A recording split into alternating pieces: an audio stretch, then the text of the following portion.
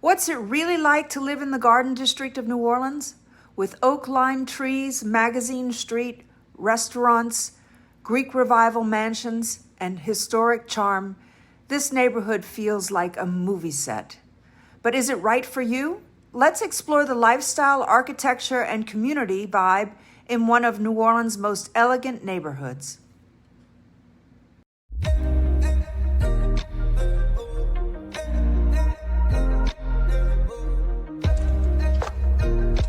Hey, and welcome to Living in New Orleans.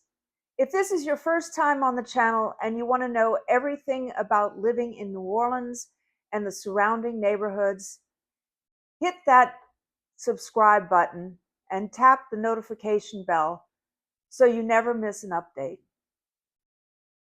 My name is Margaret, and I was born and raised right here in New Orleans.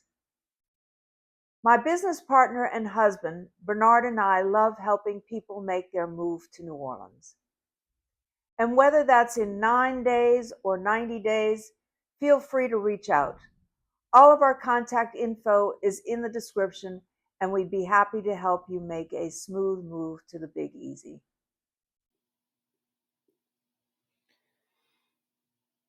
The Garden District is officially bounded by Louisiana Avenue to the south and Jackson Avenue to the north. On the east, it runs all the way along Magazine Street. And the western boundary is a little more complex, typical New Orleans. You go all the way across St. Charles Avenue to Carondelet until you hit Washington and come down. And then from Washington on St. Charles Avenue, you go to Jackson Avenue. St. Charles Avenue is the spine of the upper portion of the neighborhood. It's where the streetcar runs, Mardi Gras parades roll, and the canopy of live oaks is just breathtaking. Magazine Street on the east side is where you'll find boutiques, brunch spots, and casual New Orleans charm. Just below Jackson Avenue is the Lower Garden District, a separate neighborhood with a slightly more bohemian, artsy edge. Its boundaries are Jackson Avenue to the north, St. Charles Avenue to the west, Calliope Street to the south, and Chapatula Street to the east. You'll find a lot of crossover. Places like Hotel St. Vincent and its restaurant San Lorenzo are technically in the Lower Garden District, but many locals still refer to the whole area casually as the Garden District. So it's good to know the difference if you're house hunting or just exploring. Magazine Street is where you'll find boutiques, brunch spots, and local gems like Joey K's or District Donuts for a casual treat. Historic mansion rows are found on Britannia Street and First Street, are where you'll find jaw-dropping mansions, most of them from the 19th century, impeccably preserved. The parade route zone, if you want to be in front and center for Carnival, living along St. Charles Avenue between Washington and Jackson, puts you right on the Mardi Gras route, with beads flying from your balcony. While none of the big-name chefs trained at Commander's Palace run their own restaurants, inside the Garden District, the neighborhood still offers some fantastic and authentic local dining and cocktail experiences. Commander's Palace is the crown jewel under the oaks, legendary for its jazz brunch, 25-cent martinis, and turtle soup, a must for special occasions. Joey K's is a local staple on Magazine Street, serving comfort food like red beans and rice, fried catfish, and daily specials in a friendly down-home setting. Coquette nearby, a refined seasonal restaurant offering contemporary Southern dishes in a charming 1880s corner building. Jack Rose, located inside of the Pontchartrain Hotel, this eclectic restaurant is known for its bold design, Southern cuisine, and famous photo wall. The Hot Tin, just upstairs from Jack Rose, this rooftop bar delivers one of the most beautiful skyline views in New Orleans. Inspired by Tennessee Williams, it's perfect for sunset cocktails.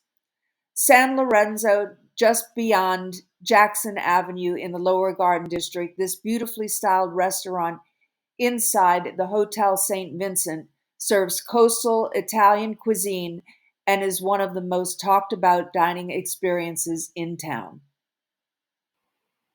And now for local insider tips. Commander's Palace is perfect for brunch in the garden room, sunlight, atmosphere, and turtle soup. Hot Tin is where you go for a cocktail with a view. It's one of the best rooftop vibes in the city. Celebrities like Sandra Bullock, John Goodman, and Peyton Manning have lived in the area. And yes, the sidewalks are historic and bumpy. So heels are optional and watch your step. And now for a real estate snapshot.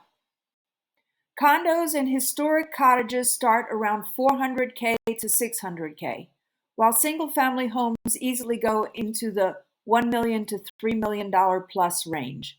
Parking can be tight and flood zones vary block by block, so it's smart to work with someone who knows the nuances. Minutes to the French Quarter, 15 minutes to Audubon Park, 5 minutes to the World War II Museum or Warehouse District. One of the most captivating things about the Garden District is its architecture. You'll find an incredible mix of Greek Revival, Italianate, Victorian, and Creole townhouses, many of which date back to the mid-1800s. Homes here often feature cast iron balconies, gas lanterns, and gated gardens that bloom year-round. And yes, you'll find front porches big enough to host a small jazz band. Some of the most famous houses include the Benjamin Button House on Coliseum Street, the Morris Israel House, and Sandra Bullock's former mansion with its crisp white shutters and sprawling veranda. The neighborhood itself feels like a movie set, and in fact, it often is. If you're planning to move here with kids or just want to know what community life is like, the Garden District offers a few great options. Trinity Episcopal School, Louise S. McGee School, and ISL Uptown are all within 5 to 10 minutes of the district, and there are plenty of nearby daycare and early education centers. This neighborhood is also one of the safest feeling areas in New Orleans, with strong neighborhood watch groups and very active Garden District Association, which oversees preservation and events. The Garden District isn't just beautiful, it's also incredibly walkable. Whether you're walking your dog, taking the stroller out, or getting in your 10,000 steps, this is a great area to live a pedestrian lifestyle. The sidewalks may be uneven, but the scenery makes up for it. Think century-old trees, painted shutters, and friendly waves from porches. For green space, you're a quick ride away from Coliseum Square, Annunciation Park, and of course, Audubon Park, just upriver.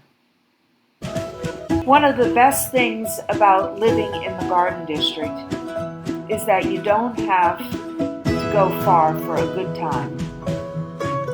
Mardi Gras rolls right down St. Charles Avenue with major parades like Rex, Muses, and Tote all passing through the heart of the neighborhood. But it's not just about catching beads. Locals will actually encourage you to join one of the crews, the social clubs that put on the parades and balls. The most prestigious of them all is the Rex organization, which has been hosting their ball since 1872. Bernard and I have attended the Rex Ball twice, and I can tell you, it's like stepping into a fairy tale. And if you need the proper attire, just head to Pearlus on Magazine. They've been dressing New Orleanians for Carnival since 1939. That's where I got my gown and gloves. So now you've got the full layout of the Garden District, from its tree-lined streets to the best local eats, cocktail spots, and everything in between. But is it the right place for you to live? In our next video, we'll walk through the real pros and cons of living in the Garden District, what you'll love and what you'll want to watch out for. So make sure to check that one out next. And as always, if you're thinking about making a move here, just give us a call, shoot us a text, or send us an email. We'd love to help you make New Orleans your new home.